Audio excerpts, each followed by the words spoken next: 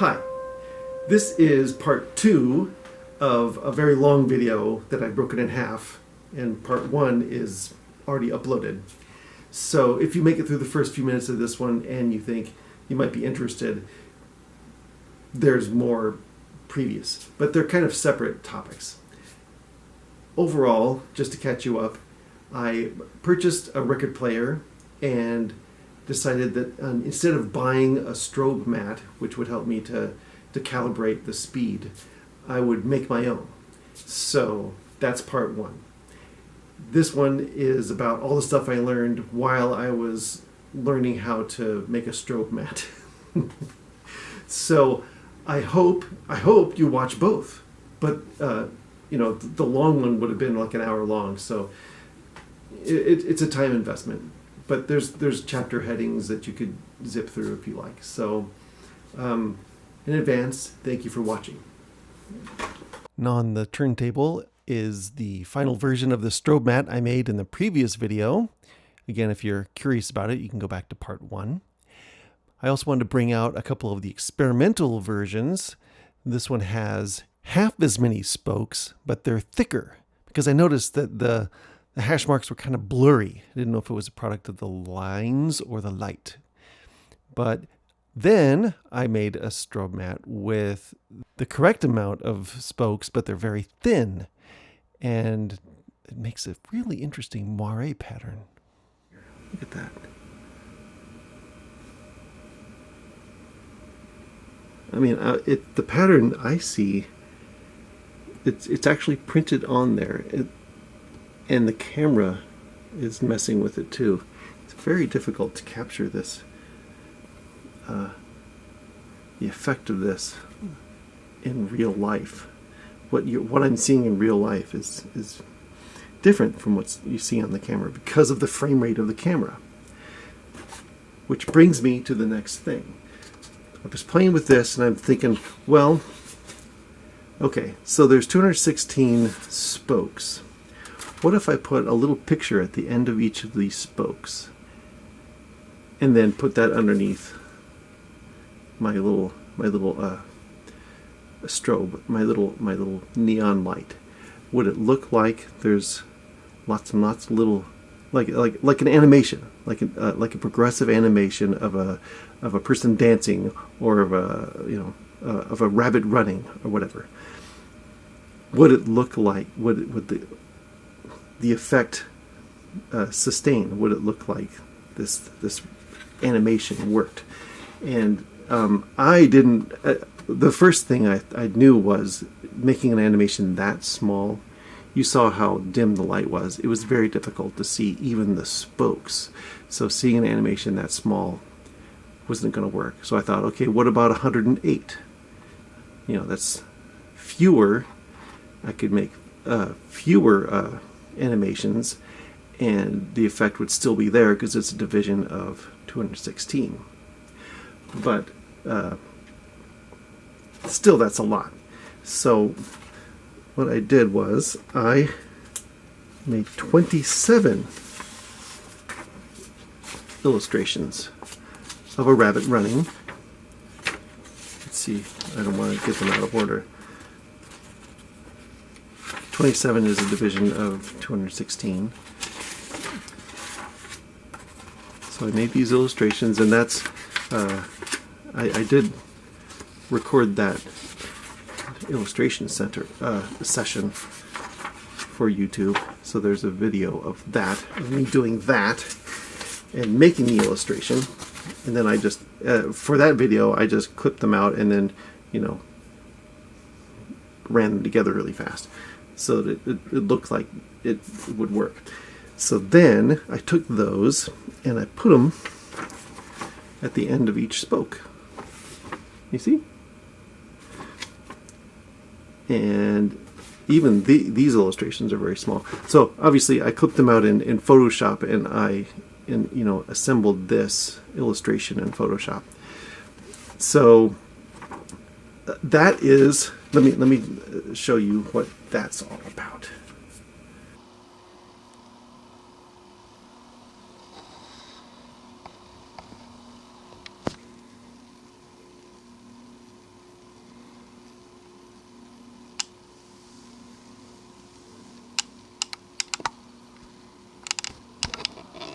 Okay, so that is the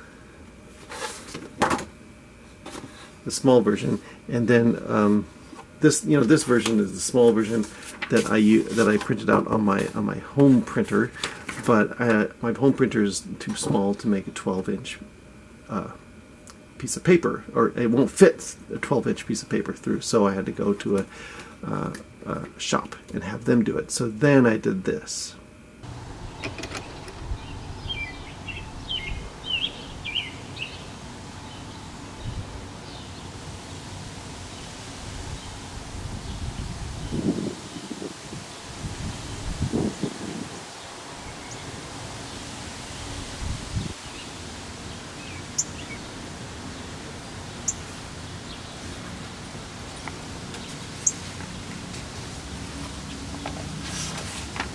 You'll notice the difference in quality between the first animation and the second one because I'm learning how to use my camera, finally, to change the f-stop in the aperture according to the light present.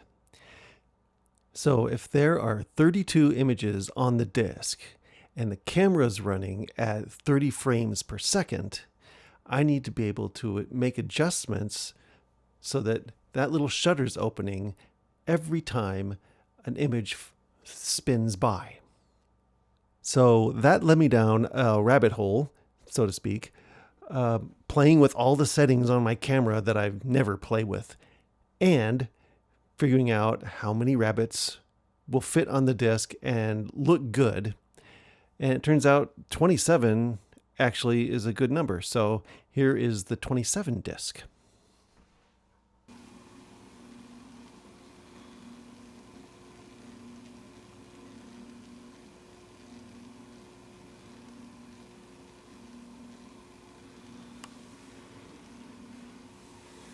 When I changed the number of rabbits, it changed how fast they appeared to chase each other.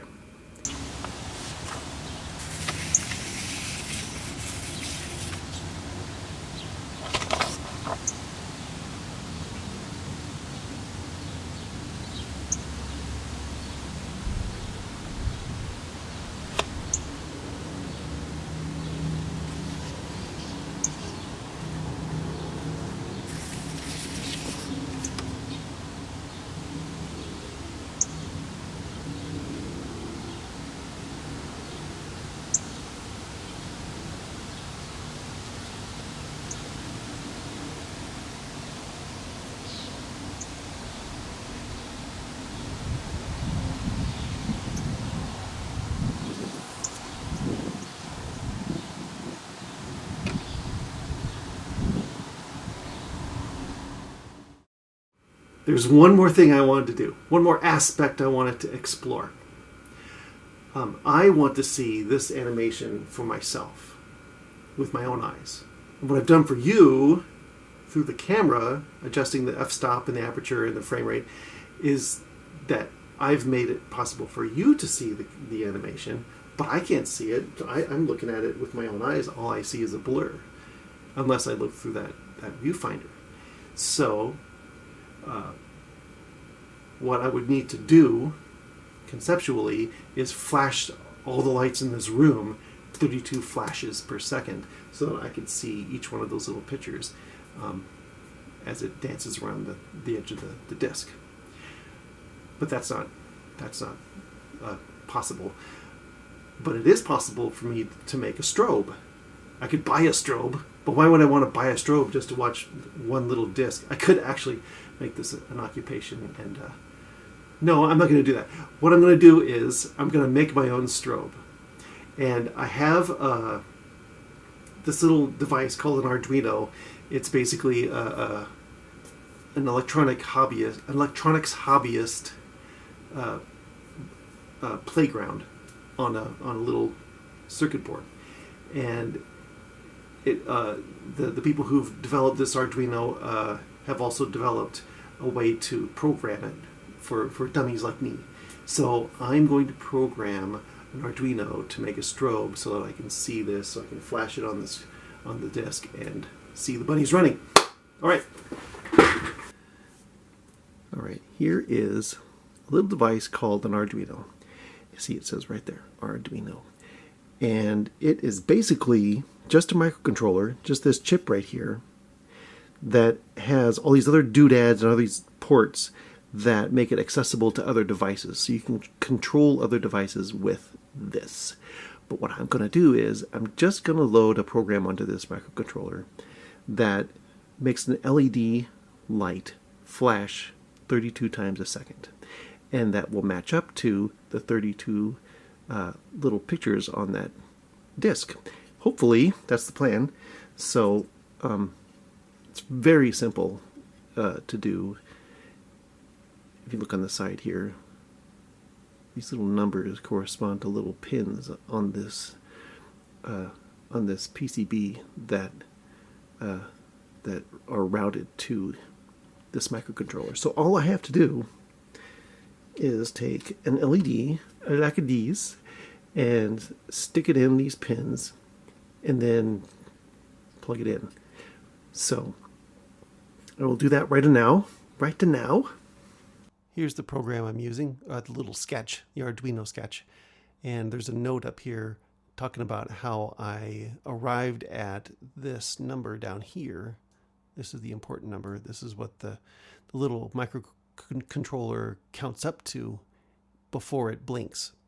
So, I mean, it's a really simple program as they go. It just says, here's where the LED connects up to, and here's your timer, the timer 1. Arduinos have 3 different types of timers. We're using timer 1.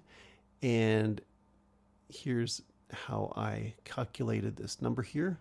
I want to go up to, this is the important part, 32 hertz, which is 32 frames per second.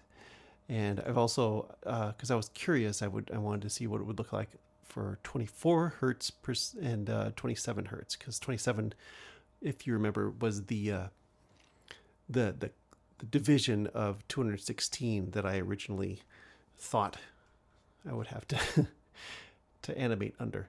So then it counts, and then it goes through its little process, and down here it sends out a little burst to that LED that turns it on and off. So it's pretty simple, and I'll figure out a way to make this available to you if you want to use it. I mean, I just kind of looked it up on the internet, so you can do the same thing if you want. Okay. And see this. I've actually adjusted this LED. Focus on this LED, will you please, right now for me, please? See how it's flattened? I found that that it's not a good idea to use an LED that's round like that. See how that's different? These are 2 different little guys. Because this round part basically becomes a lens, and it focuses a very strong beam of light on whatever you're pointing it at. So this is the part that this is the one that I tried before and discovered, I needed to flatten it off. So I flattened it basically just by rubbing it like that on this sandpaper. And it makes it kind of rough. So also I put some mineral oil on here to kind of make it a little more translucent. It still diffuses the light a little bit, but it's better than it was before. So all I do is I plug one side in to number 13. That's the port I decided that I would use, and I designated it on that program. And the other side that has a resistor into the grounding port. You see that says GND. So then plug it into the socket, to the power, and it should flash.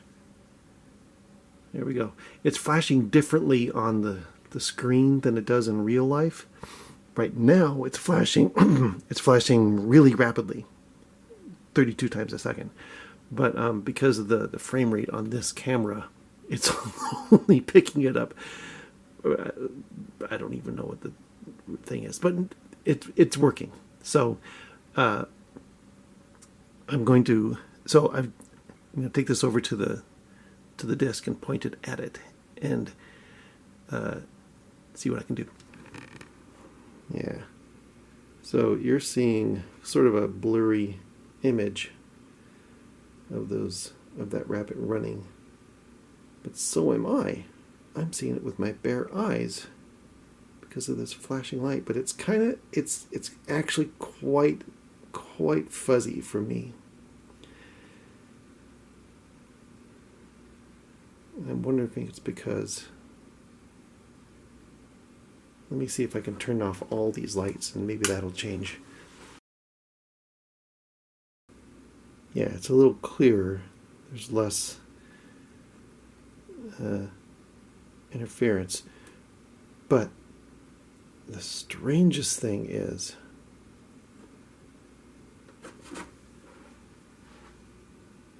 when I shift the distance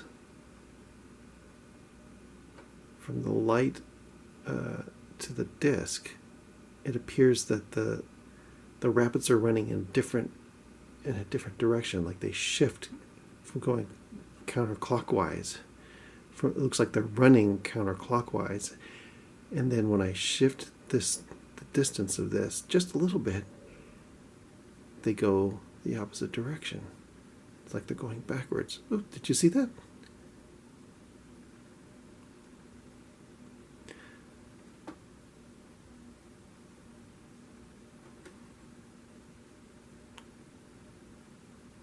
There.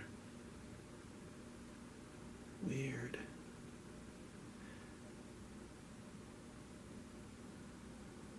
That's extremely cool. It happens, I mean, I'm doing it, I can see that with my own eyes, my bare eyes, but I can also see that you can see it with the camera.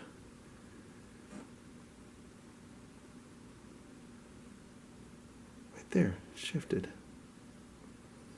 Looks like they're going backwards now.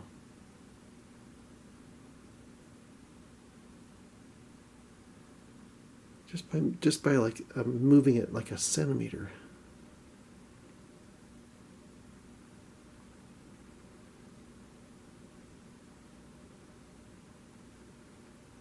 Weird. So that must have something to do with the length of the light waves and the frequency that they're flashing. Gosh, that's super cool. I am going to have to read some science books about that. But I'm going to change how bright that is. Right, so that was not very bright. And I worry that the dim light was making it difficult for me to see the animation. So what I have done is I have built myself a little flashlight. Look at that! I built it's a flashlight. See, there's little LEDs in there, and this is a dowel, and all the power lines and everything are coming out the end. So it's the same procedure though. Take this one and plug it into number 13, and this one into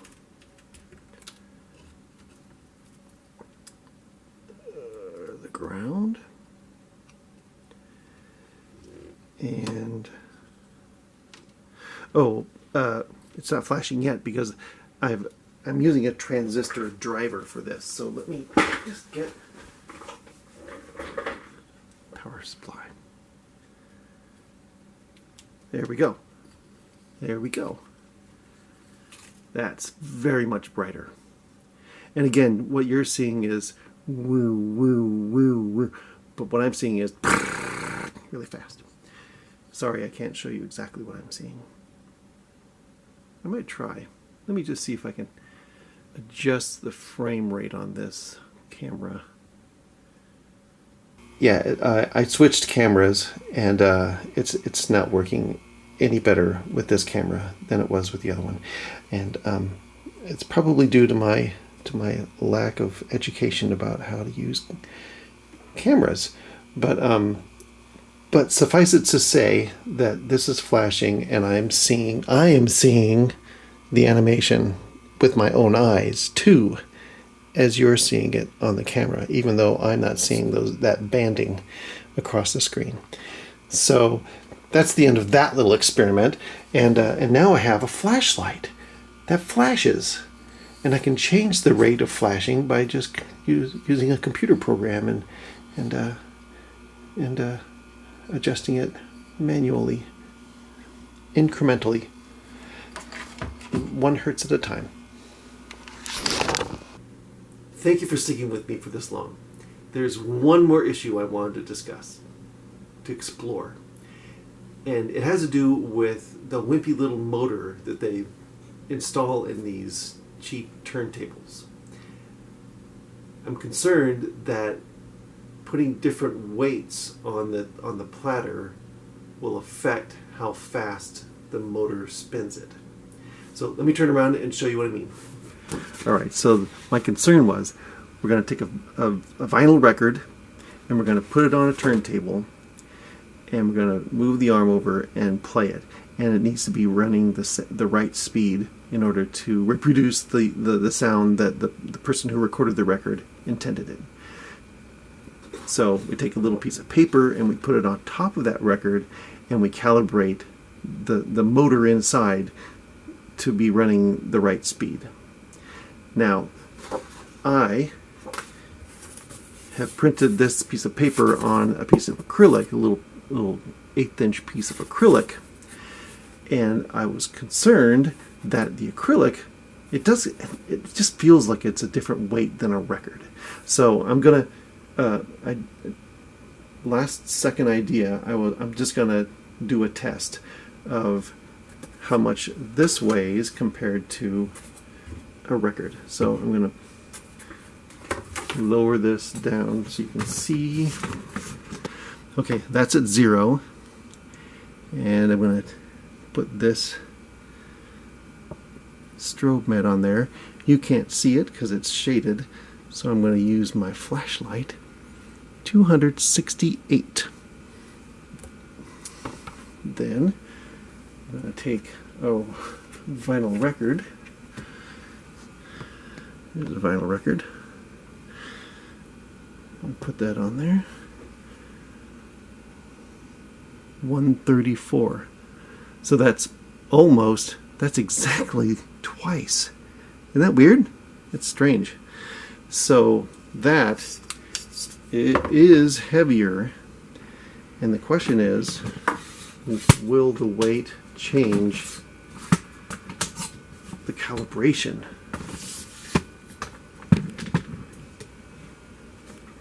And that's what I have to test next. But before I do, let's just talk about this record. You recognize this record? I don't think you probably do, because it hasn't been released yet. This record, here's the inner sleeve. Isn't that nice? I'm gonna put it away. This record is my record. It's the record that I recorded. See, here's my name.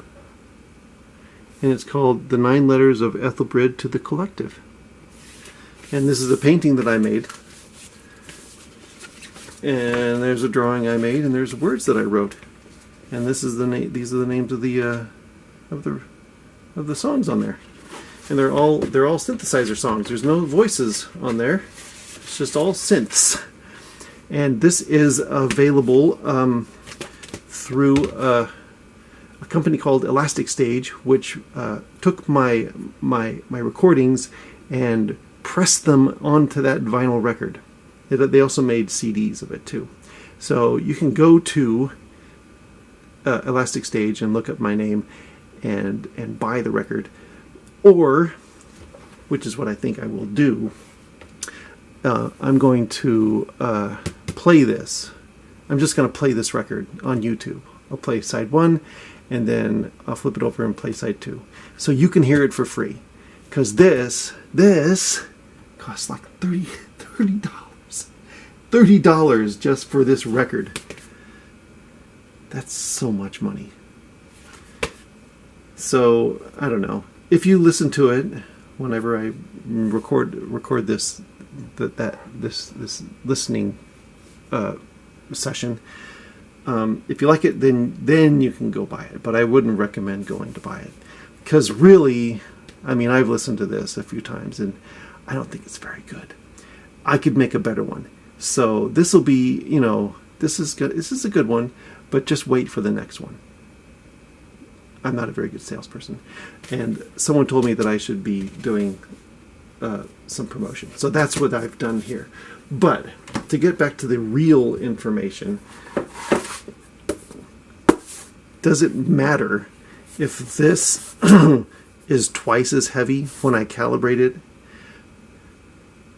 The only way I know, the only way I can find out is if I calibrate it and then take this off and put on the record and then put on this and see if it's the same.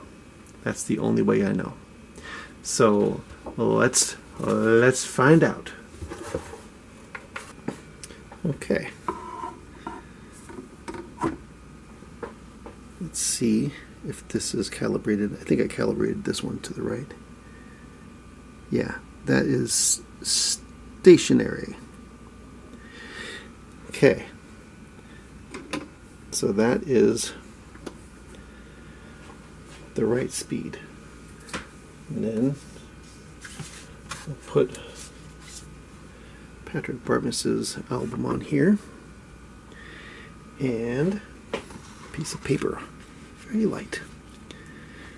Let's see if it's the same.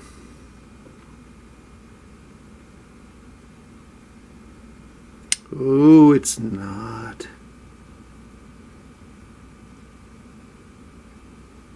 Look at that. Look how quickly that's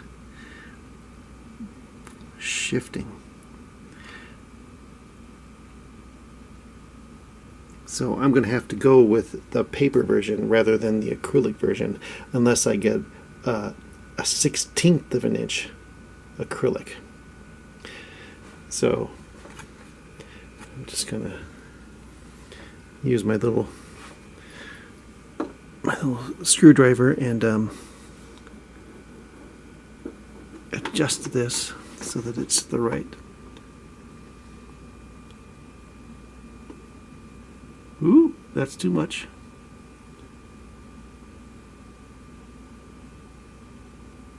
There we go. A little better.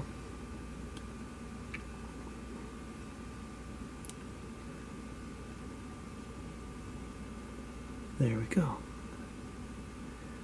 I think that's just about as stable as it's going to get. Now, I wonder, see, here's the thing. Wait, I'm going to end this video by focusing back on me again. So just one moment.